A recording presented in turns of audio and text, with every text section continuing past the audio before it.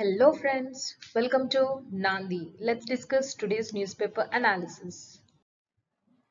ఇప్పుడు NPA and stressed assets కి కొన్ని differences చూద్దామనండి.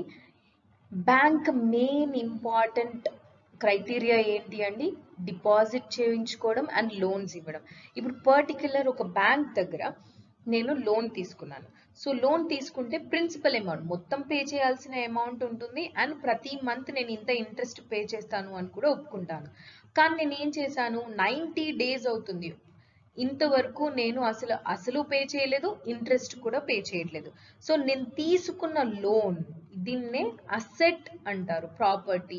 సో దాన్ని bank will declare it as non performing asset. అంటే నేను తీసుకున్న లోన్ మళ్ళీ బ్యాక్ పే చేయట్లేదు, అసలు నేనేం పర్ఫార్మెన్స్ చేయట్లేదు, అందుకని నాన్ పర్ఫార్మింగ్ అసెట్గా ఈ లోన్ని డిక్లేర్ చేసేస్తారు.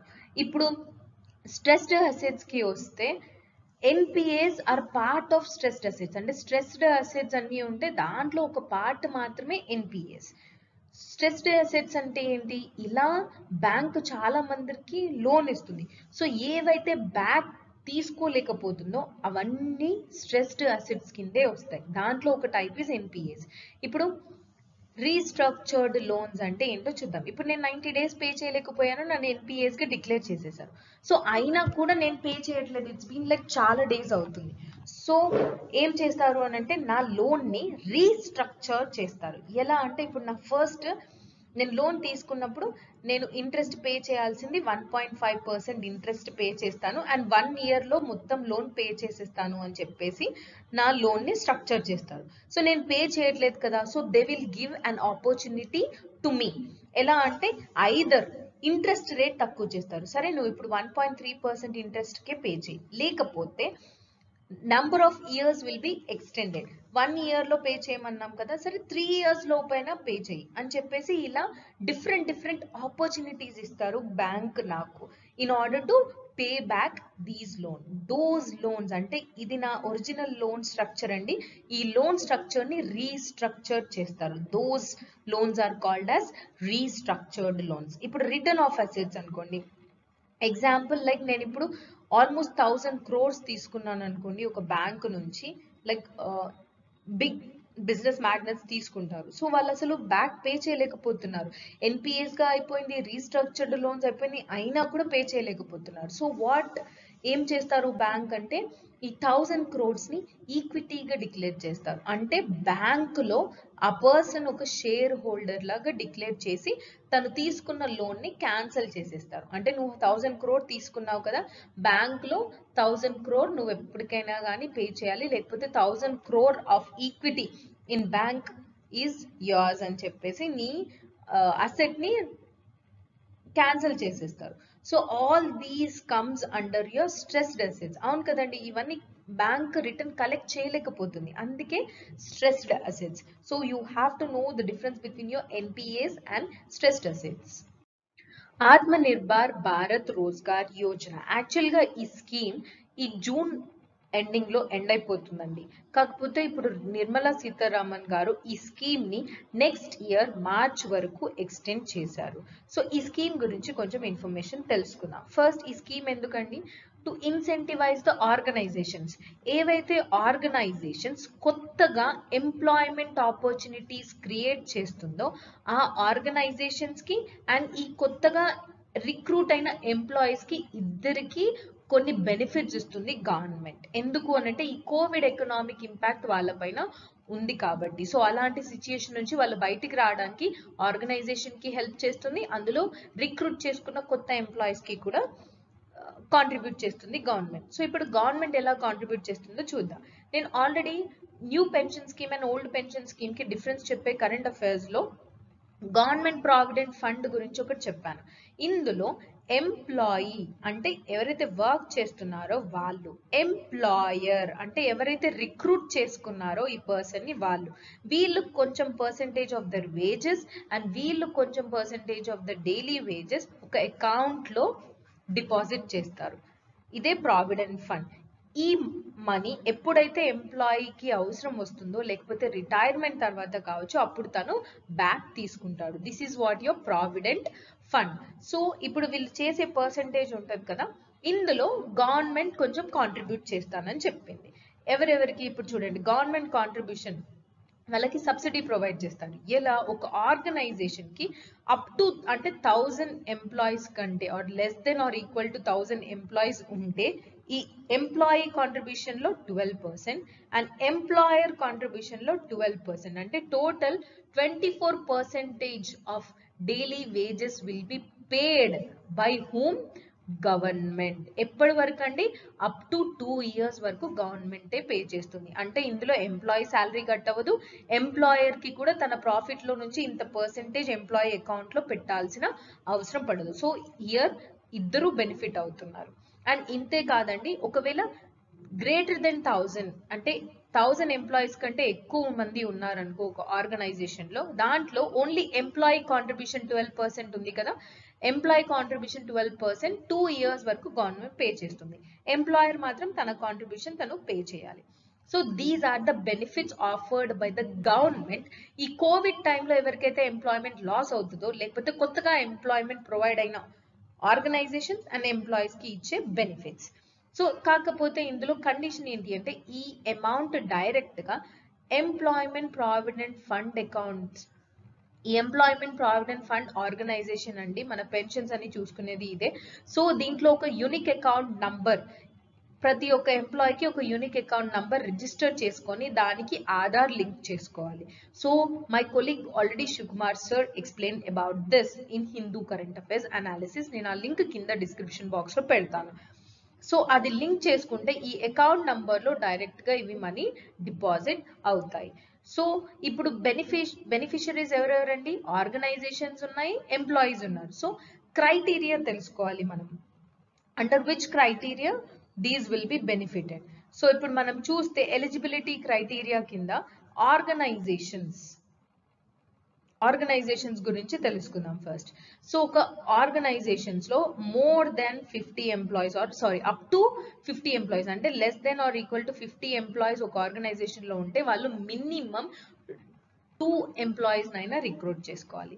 లేకపోతే మోర్ దెన్ 50 ఎంప్లాయీస్ ఉన్నారనుకో, వాళ్ళు మినిమం టు మినిమం 5 ఎంప్లాయీస్ ని రిక్రూట్ చేసుకోవాలి. అలా అయితేనే organisation is eligible for this scheme. ఇంతేకాదు టార్గెట్ బెనిఫిషరీస్, అంటే ఎంప్లాయీస్ ఎవరెవరు ఎలిజిబుల్ లో ఉన్నారు అని అంటే, ఇప్పుడు నీకు కొత్తగా ఎంప్లాయ్మెంట్ క్రియేట్ అయ్యింది, ఆ ఎంప్లాయ్మెంట్ లో నీకు మంత్లీ శాలరీ లెస్ దెన్ 15,000 ఉండాలి. ఇప్పుడు నీకు 12 ఆర్ 18,000 శాలరీ వస్తే you are not eligible under this scheme. మనకు మార్చ్ 1 నుంచి సెప్టెంబర్ 30 వరకు, లేకపోతే 1 అక్టోబర్ తర్వాత ఎవరైతే జాబ్ లాస్ అయిపోయారో వాళ్ళకి రీఎంప్లాయ్మెంట్ ప్రొవైడ్ చేస్తే వాళ్ళు కూడా benefits. So these things you have to remember under this scheme. Aspirational districts programmes కి కూడా నిర్మలా సీతారామన్ గారు కొన్ని రిసోర్సెస్ అలొకేట్ చేశారు. సో ఈ మెయిన్ స్కీమ్ వచ్చేసి ఎందుకు అని అంటే why? Yes, first, so in order to improve the living standards of the citizens, ఎవరైతే ఆ డిస్ట్రిక్ట్ లో ఉంటారో లేకుంటే పర్టికులర్ హోల్ ఆఫ్ ద కంట్రీలో ఉండే సిటిజన్స్, వాళ్ళందరి స్టాండర్డ్ ఆఫ్ లివింగ్ పెంచాలి.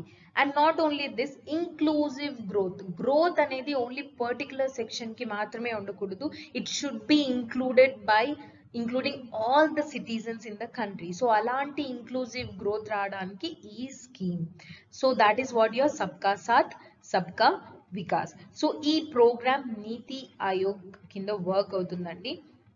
అండ్ ఇందులో మెయిన్ ప్రోగ్రామ్ లో వచ్చేసరికి they should be certain cooperation between central schemes and state schemes. అలా ఎలా అంటే 3 C's, these are very important అండి. 3 C's కన్వర్జెన్స్, అంటే సెంట్రల్ స్కీమ్స్ ఉన్న స్టేట్ స్కీమ్స్ ఏకీభవించేలాగా ఉండాలి. కాన్ఫ్లిక్ట్ వచ్చి నేను నా స్కీమ్ ఇంప్లిమెంట్ చేస్తాను, నువ్వు నీ స్కీమ్ ఇంప్లిమెంట్ చేయు అన్నట్టు కాన్ఫ్లిక్ట్ వచ్చే రకంగా ఉండకూడదు. And completely they have to collaborate with each other, సహకారంతో వర్క్ చేయాలి.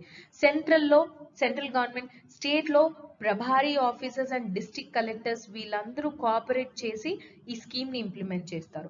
అండ్ నాట్ ఓన్లీ దిస్, ఉన్న డిస్ట్రిక్ట్స్ ఏవైతే ఉంటాయో వాళ్ళన్నీ ఒక కాంపిటీషన్ మోటివ్ తోని ఇంప్రూవ్మెంట్ కి ముందుకు సాగాలి అని చెప్పేసి all these schemes main intention. So ఒక డిస్ట్రిక్ట్ ఎలా ఇంప్లిమెంట్ చేస్తారు, హౌ?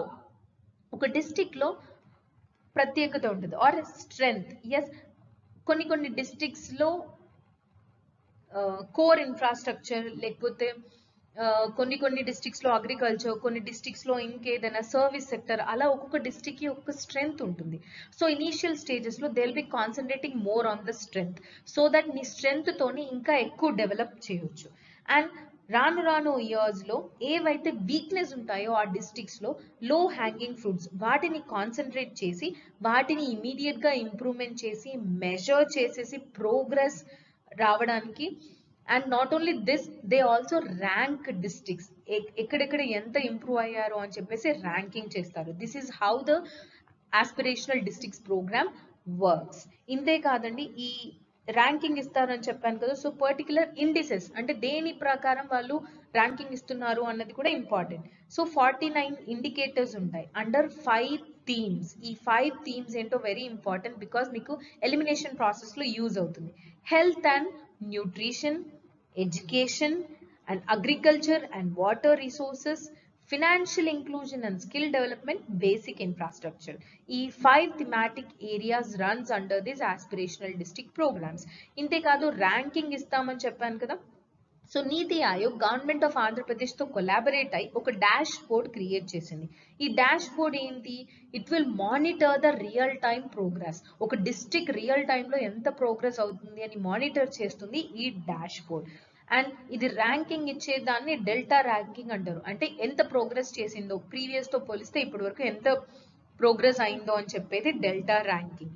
ఈ dash board anyone, you and me can monitor అది ఒక డిస్ట్రిక్ట్ ఎంత ప్రోగ్రెస్ అవుతుంది అని మనం కూడా చూడొచ్చు. ఇంతే కాదండి, even United Nation Development Programme appreciated this aspirational district programme earlier, ఇంతకు ముందు. Let's know something about the Deepika Kumari. She's an archer. Yes, so మీకు యూపీఎస్సీలో స్పోర్ట్స్ కేటగిరీ ఉండదండి. So most of the state competitive exams కి ఇది చాలా important. And తను రాంచీ నుంచి అండి, she's of 27 years old and here is her husband Atanu Das, తను కూడా ఆర్చరే. So for the first time ఇండియాలో లైక్ కంటిన్యూస్ గా 3 గోల్డ్ మెడల్స్ వచ్చాయి తనకి ఈ రీసెంట్ రీకర్వ్ ఈవెంట్స్ లో. ఉమెన్స్ ఇండివిజువల్ లో గోల్డ్ మెడల్ వచ్చింది, ఉమెన్స్ టీమ్ లో గోల్డ్ మెడల్ వచ్చింది, అండ్ మిక్స్డ్ టీమ్ లో కూడా తనకి గోల్డ్ మెడల్ వచ్చింది. లైక్ దీని వల్ల తను ఆల్మోస్ట్ వరల్డ్ ర్యాంకింగ్స్ లో నంబర్ 1 గా నిలిచింది దీపికా కుమారి. అండ్ నెక్స్ట్ కి వస్తే లైక్ టోక్యోలో నెక్స్ట్ మంత్ ఒలింపిక్స్ కండక్ట్ చేస్తారు అని అంటున్నారు. We are not sure about it. So she will be the only Indian woman who will represent the country at Tokyo Olympics in the next coming month. Unique initiative andi, Andhra Pradesh government is about to start bike ambulance andi. Nijangane vintunnaru. Survey prakaram Andhra Pradesh lo total ga 1800 tribal villages unnai. Obviously tribal villages remote areas lo untayi kabatti ఈజీగా like health facilities కానీ రాకపోకలు కానీ అంత ఈజీగా ఉండవు. So almost 1500 tribal villages కి ఈ bike ambulance provide చేస్తున్నారు గవర్నమెంట్. ఇంతేకాదు మిగతా 300 ట్రైబల్ విలేజెస్ లో ఎలాంటి మెజర్స్ తీసుకోవాలి అని ముందు అనౌన్స్ చేస్తారంట. సో అందులో మాత్రం ప్రెగ్నెంట్ లేడీస్ ఎవరైతే డెలివరీ డేట్ దగ్గరలో ఉందో వాళ్ళు ఒక 10 days ముందే హాస్పిటల్లో నియర్ బై హాస్పిటల్లో వచ్చి జాయిన్ అయ్యే ఉంటే like number of fatalities or problems ని తక్కువ చేయొచ్చు అని చెప్పేసి మినిస్టర్ గారు అంటున్నారు. ఇంతేకాదు లైక్ కోవిడ్ సిచ్యుయేషన్ వల్ల హౌస్ హోల్డ్ ఓనర్స్ ఎవరైతే ఇంట్లో సంపాదిస్తున్నారో వాళ్ళు చనిపోవడం కావచ్చు, ఇంపార్టెంట్ పర్సన్స్ చనిపోతే వాళ్ళకి కంపెన్సేషన్ ప్రొవైడ్ చేయడం, ఇంకా ట్రైబల్స్ కి ఎలాంటి వసతులు కలిగించాలి అని చెప్పేసి ఒక లెటర్ కూడా రాసింది ఏపీ గవర్నమెంట్ సెంటర్ కి.